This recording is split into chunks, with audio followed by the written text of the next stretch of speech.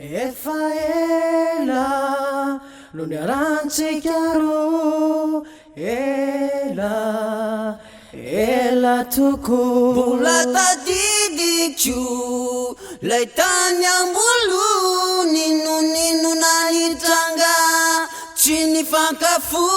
Raha mifo marainy ka tsy mahitanao, te alahelo taraina sy talao. Ianao no tiako sy faniriko, ka azy laozana. Mifona minao, tena mifona minao, fa tiako ianao ka aza-pijalinao. Efimpiry izay no nandatsadranomaso, noho ilay fity mampijaly sy mankahy. Nanariko ny fianarako, nandaniko ny fananako, nanimbako ny hoaviko. Dada sy neny tenariko, zoky sy zandry tena fokio, satria anao ilay tiako.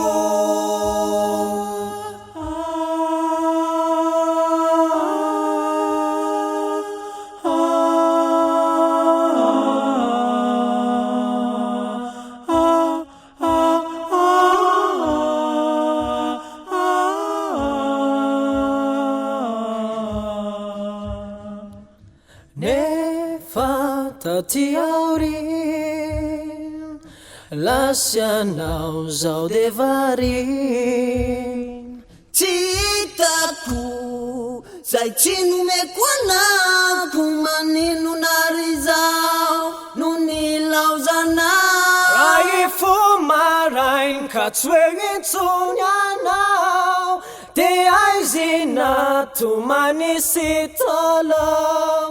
Mijaly zao raha tsy eo ianao, ka mivereny anao.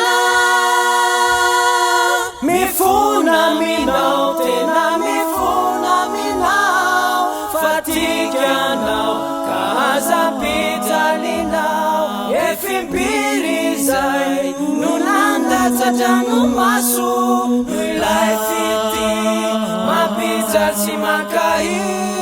Nanariko ny fianarako, nandaniko ny fananako, nanimbako ny hoaviko. Dada sy neny tenariko, zoky sy zandry tena fokio, satria anao ilay tiako. Mifona raha ifo marainy ka tsy hoe intsony anao, de aizy natomany sy talao. Ianao no tiako sy faniriko, ka azy laozana. Mifona minao, tena mifona minao, fa tiako ianao ka aza-pijalinao. Efimpiry izay no nandatsadranomaso, noho ilay fity mampijaly sy mankahy.